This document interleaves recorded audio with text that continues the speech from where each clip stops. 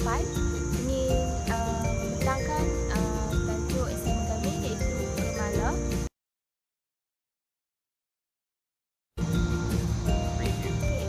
Ahli kumpulan saya terdiri daripada saya, itu Ruslan binti Abu Hassan, Nurul Aniza binti Hassan dan juga Aisyah binti Muhammad Razi. Di sini saya ingin menerangkan mengenai pengenalan.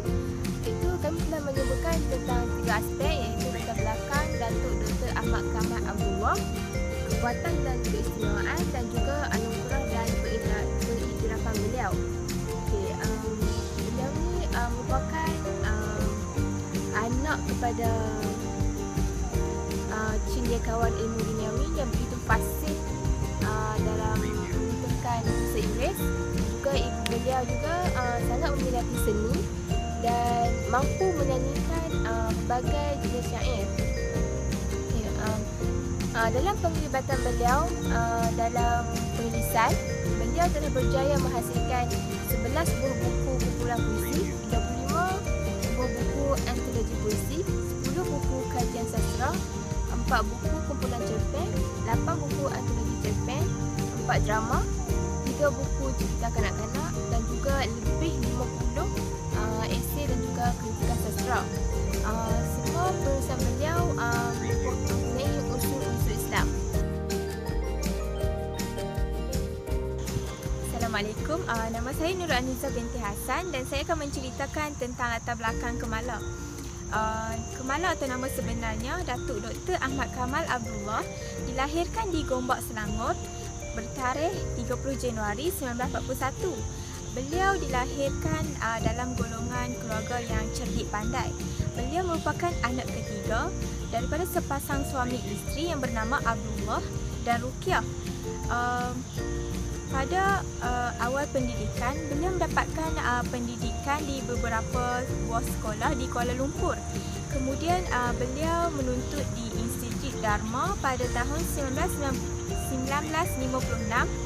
dan kemudiannya beliau menuntut di MPSI, iaitu Maktab Perguruan Sultan Idris, iaitu MPSI. Bagi pengetahuan umum, Kemala pernah menuntut di MPSI dan beliau pernah menjadi guru pelatih sebelum diterima masuk ke MPSI. Dan dia telah mengajar di beberapa buah sekolah seperti Sekolah Kebangsaan Tikam Buru, Sekolah Kebangsaan Kuala Kubu Baru dan sekolah kebangsaan yang lain. Selepas beliau meninggalkan dunia pengajaran di sekolah, beliau telah berkhidmat sebagai penyelaras di Dewan Bahasa dan juga Pustaka. Beliau telah menyelaras Dewan Pelajar di samping menjadi ataupun membantu dalam penerbitan Dewan Sastra, Dewan Budaya dan juga Dewan Masyarakat. Seterusnya, bakat Kemala mula berkembang sejak di bangku sekolah lagi. Beliau telah menyalahkan bakatnya dalam bidang penulisan sehingga berjaya merangkul hadiah dalam mengarang cerita pendek mingguan kanak-kanak hiburan yang bertajuk Pengembaraan Ahmad. Pada zaman dahulu, pada zaman yang itu, beliau telah didedahkan dengan pelbagai cerita-cerita zaman dahulu seperti sejarah Melayu, hikayat hantu dan lain-lain. Faktor lain yang menyebabkan perkembangan bakat beliau adalah ibu bapanya. Ibunya merupakan seorang yang sangat cintakan seni sastra. Ibunya suka bercerita dan juga pandai bersyair. Dan itu merupakan salah satu faktornya. Assalamualaikum, nama saya Aisyah binti Muhammad Razi. Saya akan membincangkan mengenai karya-karya yang dihasilkan oleh Kemala.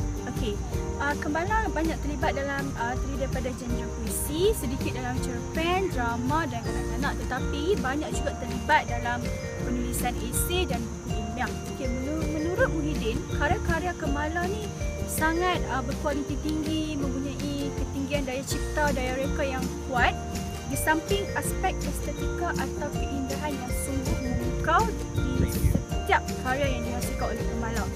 Okey, antara karya-karya yang telah dihasilkan terdiri daripada 11 buah buku kumpulan puisi, 25 buku antologi puisi, 10 buah buku kajian sastra dan 4 kumpulan cerpen. Tambahan lagi, isi-isi karya yang dimuatkan oleh Kemala sangat mengagumkan, terutamanya dalam penghasilan puisi berbanding dengan genre lain yang menjadi ikutan generasi baru dan juga tokoh sarjana dan barat.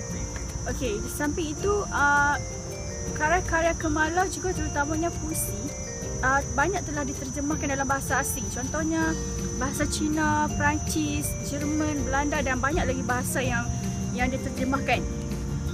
Selain itu, merujuk buku kumpulan puisi pilihan Kemala, terdapat puisi kumpulan yang bertajuk Timbang Terima.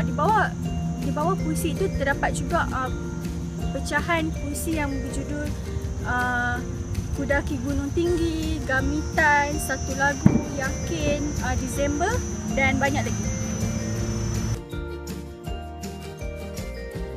Seterusnya, saya akan membincangkan mengenai kekuatan dan keistimewaan karya. Okey, setiap karya yang dihasilkan oleh Kemala atau nama sebenarnya Datuk Dr. Ahmad Kamal Abdullah mempunyai keistimewaan dan kekuatannya yang tersendiri berbanding dengan tokoh-tokoh yang lain. Okey, antara salah satu kekuatan puisinya adalah bukannya lahir semata-mata kerana keislamannya, tetapi kerana kekuatan dan keindahan perpaduan di antara Islamiah dengan seni. Ramai orang yang menulis sastra berunsur Islam, tetapi Kemala adalah antara tokoh yang paling berjaya dalam bidang ini. Hal ini kerana Kemala dia tidak memaksa-maksa untuk nak memaksa-maksa ni maksudnya tidak memaksa dirinya untuk menjadi penyair Islam yang berjaya, tetapi Islam telah sebati dalam dirinya dan telah cair dalam dirinya untuk menjadi penyair Islam yang berjaya. Okey, antara contoh puisi beliau yang banyak memuatkan unsur-unsur keislamannya adalah dalam kumpulan puisi Mim, iaitu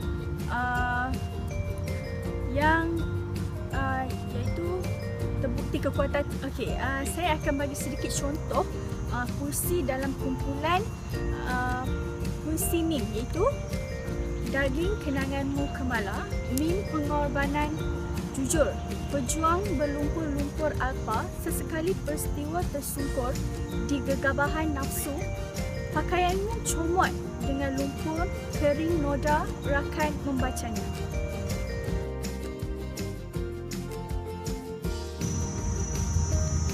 Seterusnya, saya ingin membincangkan mengenai anugerah yang diterima oleh Kemala.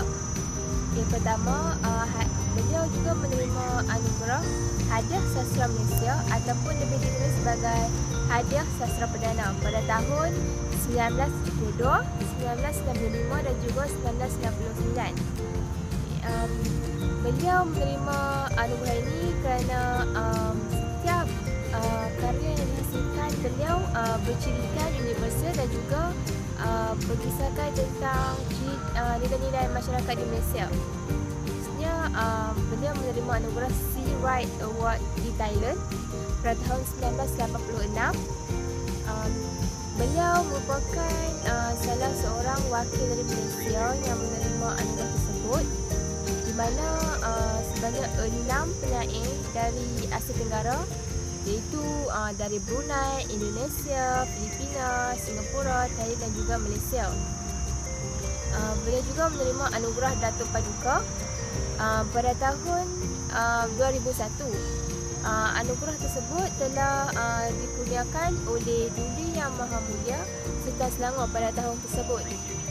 Beliau juga menerima anugerah Gelaran Pujangga oleh Universiti Pendidikan Sultan Idris pada tahun 2003. Seterusnya, beliau menerima anugerah Sastra Negeri Selangor Darul Ihsan pada tahun 2005, anugerah Abdul Rahman Auf pada tahun 2006. Pada tahun selama beberapa tahun juga beliau menerima anugerah Hadiah Sastra Utusan Ekskon. Yang terakhir, beliau menerima anugerah Sastrawan Negara yang ke-11 pada tahun 1981.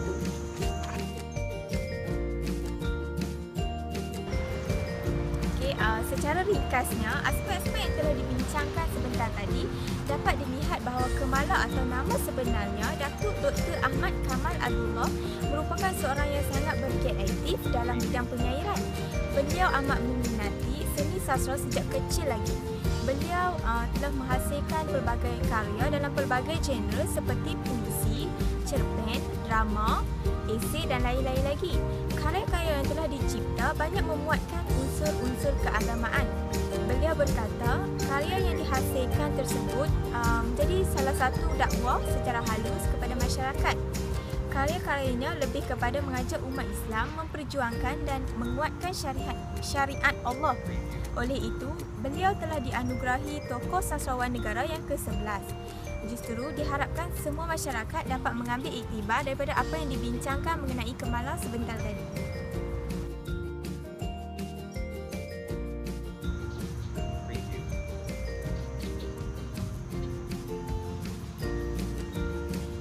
Assalamualaikum, saya Aisyah dan rakan saya Nur Anissa akan mendeklamasikan sebuah sajak Kemala yang bertajuk Titisan Darah Nenek Moyang. Inilah tugu yang dibangunkan, nyanyian kasih simfoni zaman. Berdiri di relung siap sedia, suling kemanusiaan menyahut gemar. Senyampang daku penagih kasih, maka ku ningkarkan erti kemerdekaan. Dari kampung dan lembah terbuka, sejauh mungkin daku berserta. Titisan darah nenek moyang, timbang terima yang gigih. Lahirlah manusia sepenuh daulat, mengasuh hidup sejernih kasih. Titisan darah nenek moyang, titisan hidup jiwa perkosa. Sekian